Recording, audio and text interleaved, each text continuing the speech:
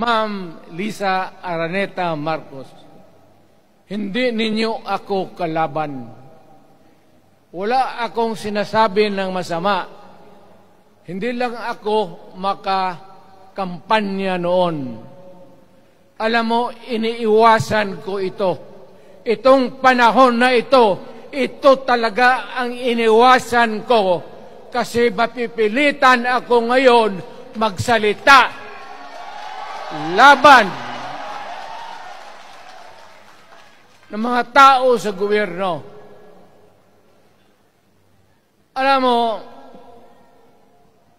Mr. President, hindi ako maghingi ng tawad. Kagawan mo yan eh.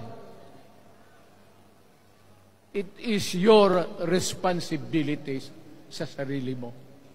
What you do in this world binds you. Iyo yan. Huwag mong sisihin ang ibang tao kasi sarili mong utak at katawan yan. Nung ako'y mayor, pinakitaan ako ng evidence ng PDEA. Doon sa listahan, nandoon yung pangalan mo. Ayaw kong sabihin yan kasi magkaibigan tayo. Kung hindi magkaibigan, magkakilala. Ikaw pumapasok kayo ng alanganin.